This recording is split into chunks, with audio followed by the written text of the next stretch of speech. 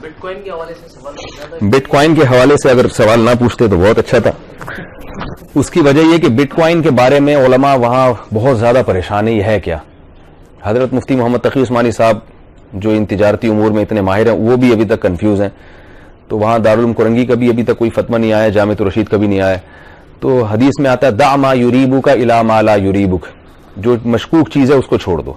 جب تک کوئی واضح فتویٰ نہیں آتا تو احتیاط رکھنا بہتر ہے. لالچ بہت بری چیز ہے.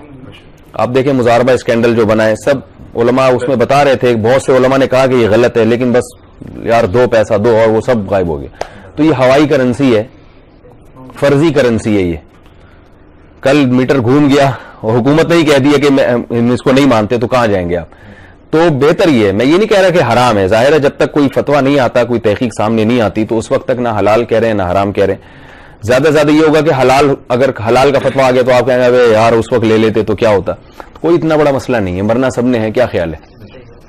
تو وہ زیادہ کی حوث نہیں کرنی چاہیے. جو تمیز سے پیسے آ جائیں وہ بہت اچھے ہوتے ہیں, جو لالچ کے ساتھ آئیں وہ اس میں برکت نہیں ہوتی.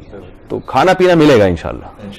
ہماری جو بنیادی ضرورت ہے نا وہ اگر ہم محدود کر لیں, میری جو بنیادی ضرورت ہے صبح 2 پراٹھے, ٹھیک ہے, میں کہتا ہوں یار مجھے صبح پراٹھا مل جائے اور دوپہر کھانا نہ بھی ملے, رات کو مل جائے پیٹ بھر کے, تو میں سمجھتا ہوں کہ میری بنیادی ضرورت.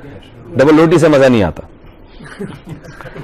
اور وہ جو ہے نا اگر بسکٹ ملے تو چائے میں ڈبونے کا بھی انتظام ہو.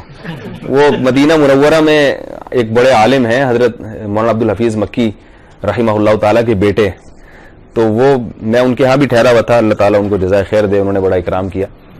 تو انہوں نے کیا کیا کہ چائے میرے سامنے لا کے رکھی اور بسکٹ, تو میں نے کھانا نہیں کھایا تھا, مجھے بھوک لگ رہی تھی, تو میں نے بسکٹ چائے میں ڈبو کے کھانا شروع کر دیے. تو ان کو ایک لطیفہ یاد آیا. تو انہوں نے کہا کہ ایک آدمی نے جو ہے, بیان ختم ہو گیا, اب یہ ویسے ہی گپ شپ ہو رہی ہے, ٹھیک ہے نا, تو چلنے دیں اس کو. تو ایک آدمی نے کیا کیا کہ کہیں رشتہ لینے گیا کسی کے یہاں, اپنے ابا کو بھی لے گیا. تو لڑکی والوں نے اس کے سامنے چائے اور بسکٹ لا کے رکھ دیے, یہ دیکھنے کے لیے کہ یہ کیسے کھاتا ہے کیسے پیتا ہے. تو وہ پینڈوؤں کی طرح اس نے چائے میں ڈبو کے, جیسے میں ڈبو کے کھا رہا تھا نا, تو ڈبو کے کھانا شروع کر دیا اس نے. تو لڑکی کے ابا نے دیکھا کہ یار یہ تو ایٹیٹیوڈ ہی نہیں ہے, کوئی تمیز ہی نہیں ہے, تو رشتے کا انکار کر دیا. تو وہ لڑکا باہر نکلنے لگا. افسوس تو اس کو بہت ہوا کہ یار رشتے کا انکار ہو گیا, لیکن اپنے ہونے والے سسر سے کہتا ہے کہ بہرحال افسوس ہوا کہ رشتے کا انکار ہو گیا, مگر ڈبو کے کھانے کا اپنا ہی مزہ ہے. ڈبو کے کھانے کا نہیں مزہ. تو دیکھو کتنا بڑا غم اس کو لگا, رشتے کا انکار ہو گیا, مگر وہ غم پھر بھی اس نے اس غم کو بھی انجوائے کیا, یار ڈبو کے کھانا نہیں چھوڑیں گے. تو پیسے نہ بھی ملیں, صبح ناشتہ ہو جائے, رات کو کھانا مل جائے, سونے کی جگہ مل جائے, بہت ہے. پھر باقی ساری غریبیاں ہیں, باقی جو اللہ کی طرف سے ہمیں مل رہا ہے وہ سب اضافی ہے. ملے اچھی بات ہے, اللہ ہم سب کو کہ رزق میں خوب برکت دے, نہیں بھی ملے تو بھی ٹینشن کی چیز ہی نہیں ہے بھائی. کیا خیال ہے؟